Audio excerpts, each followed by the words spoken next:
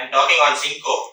Actually, it was alluded to Dr. Selvaganesh. He didn't come the last time, so I am talking on syncope. Syncope is a common symptom. Everyone in your life would have experienced patients coming with syncope. Almost 6% of the hospital admissions and OP symptoms are syncope. So syncope is not a new terminology. It was present since 17th century. So there was a painting which was found in 17th century. There was a lady fainting.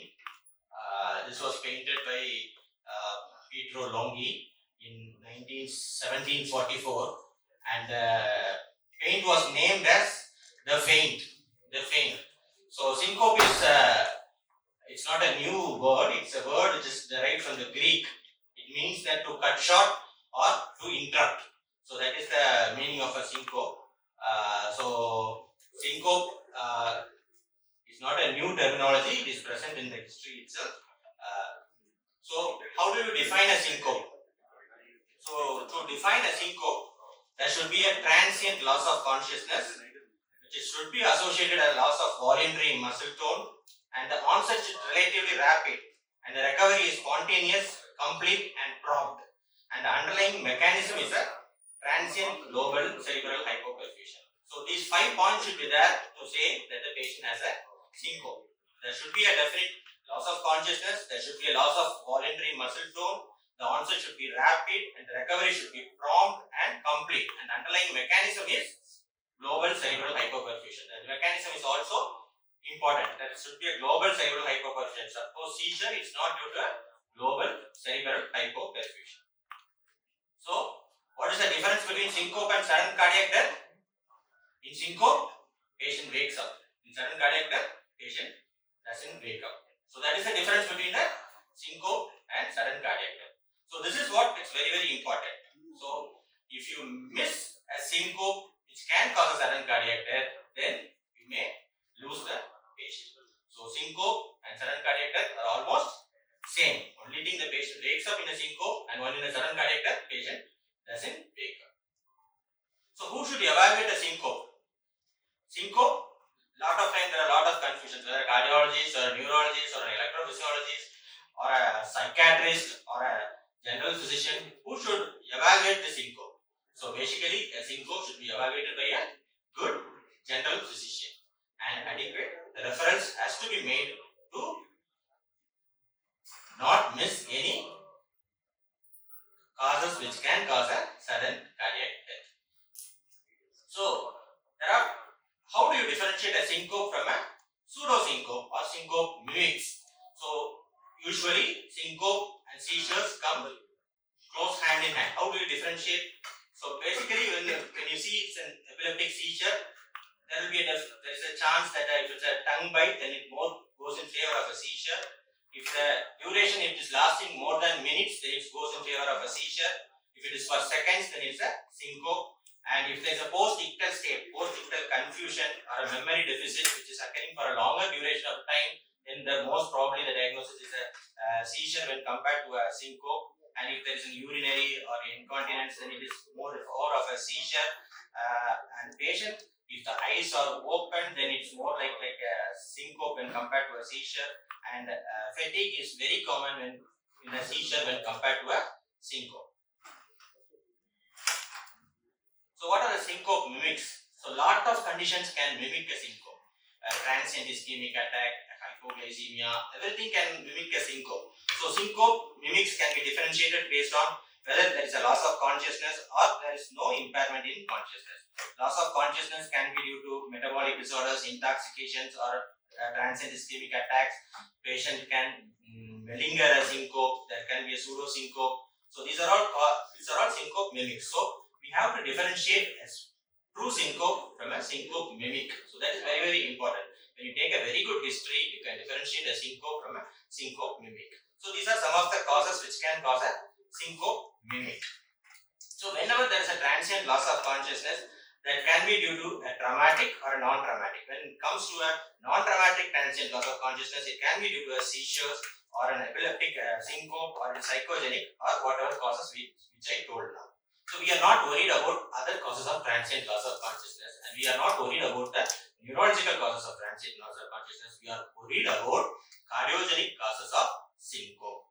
So what is syncope? The syncope epidemiology is 6% of the hospital admissions are due to syncope. 3% of the emergency department visits are due to syncope. 12 to 40% of young adults present with a syncope, and 6% of the incidents increases greater than 75 years. Most of the elderly individuals will come with an intertrochanteric fracture. What we will do, we'll fix the fracture and send them. Patient will again have a fall.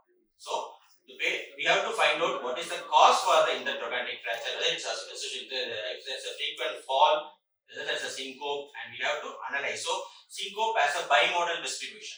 Initially, it is present in 20 to 40 years of age, and it increases with the age, and it is more present greater than 70 years of age. So this is the age of first faint. Age of first faint can be around 15 or 20 years, and age of first faint can be at 65 years.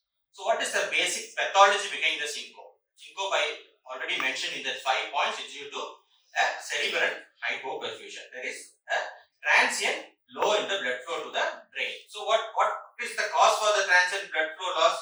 So it can be due to a low cardiac output or low peripheral resistance. These two are the basic mechanisms behind the syncope. So low peripheral resistance, low cardiac output. Based on this, they classify the syncope into 3 types. One is a reflex syncope, and other is an orthostatic postural hypotension, and next one is a cardiac causes of syncope. These 3 are only major causes of syncope. So when we say it is a reflex syncope, then it comes under vasovagal syncope, situational syncope, carotid sinus hypersensitivity. These all falls under the reflex syncope. Then we have an orthostatic postural hypotension, and then we have a cardiac cause of syncope. So basic pathology being low cardiac output and a low peripheral resistance.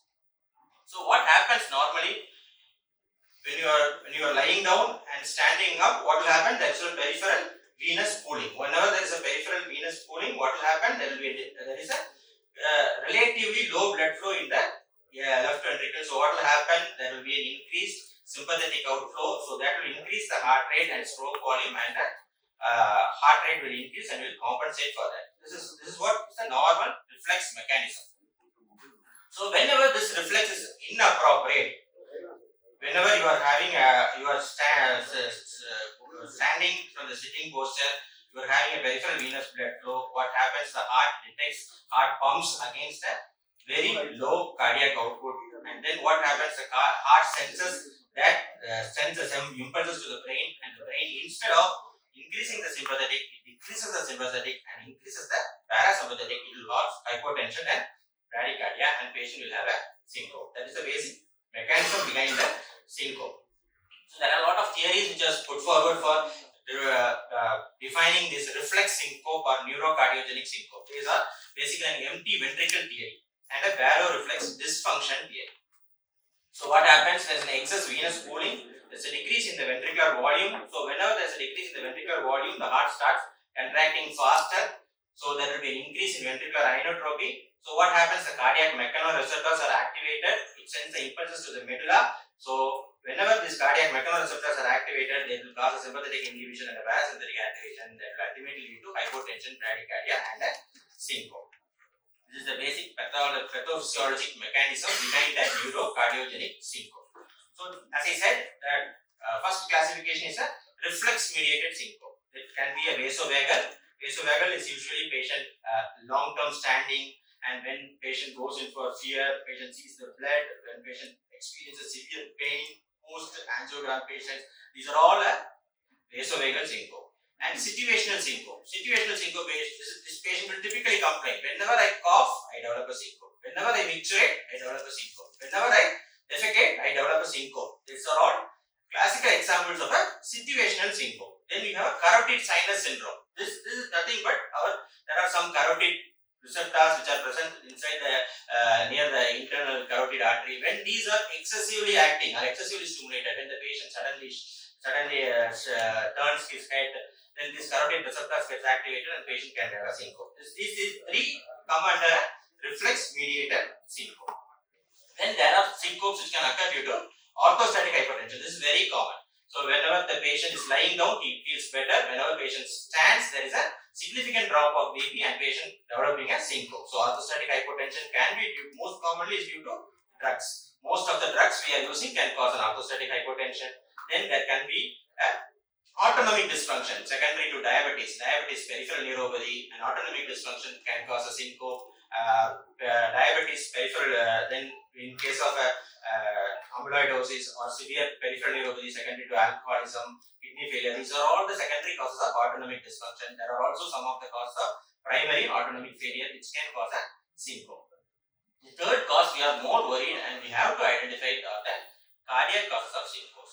So the cardiac cause is basically whenever there is a structural abnormality in the heart that can produce a syncope. Any disease can produce a syncope. Coronary artery disease, acute MI can present as a syncope, pulmonary embolism can present as a syncope, aortic dissection can present as a syncope, anything can present as a syncope. Typically for an LV outflow tract obstruction, for example severe aortic stenosis or hypertrophic obstructive cardiomyopathy, RV outflow tract obstruction, anything can produce as a syncope. So first we have to rule out the cardiac diseases. So whether there can be a structural heart disease or any arrhythmias, either it is a tachyarrhythmia or bradyarrhythmia, any arrhythmias can produce a syncope. So these things you have to keep in mind when evaluating a syncope. So when you are evaluating a patient of syncope, you have to think of these three causes. One is a reflex cause, the second is a orthostatic hypotension, and third is the cardiac causes of syncope. So when you compare in the general population, the most common cause of syncope is reflex syncope. They contribute almost 45% of the syncope. The next being orthostatic hypotension. They contribute about 20 to 25%. In about 25 to 30%, we will not be able to find out the cause of the syncope. There are unexplained causes of syncope for 20-25%. Cardiac syncopes contributes only 5 to 20% of the individuals, and these patients we have to be very careful. So there are three lines here. Three lines. This red line is the cardiac cause of syncope. The syncope patients initially presenting with syncope are followed up to 10 to 15 years. What it has been found that the cardiac cause of syncope is associated with a higher mortality for 10 years. So survival with and without a syncope, 6-monthly mortality of greater than 10% in a cardiac syncope. So whenever patient comes with a syncope, it's our primary responsibility to rule out a cardiac cause of syncope. So how can we rule out these all? So syncope evaluation is not that easy as you think. If it's an myocardial infarction, you do an ECG and echo and enzymes. It's easy to identify. But syncope is a symptom, and it has a wide number of causes for syncope, and it's very difficult to identify the exact cause of syncope. So we have to make our effort to find out the probable cause of syncope. So every patient with a syncope, the first and foremost thing we have to do is a history taking. History taking will give you 30% the causes of syncope. So history is very, very important. History taking is very important. And then you have to check his BP. That is very, very important. Then you check his baseline ECG.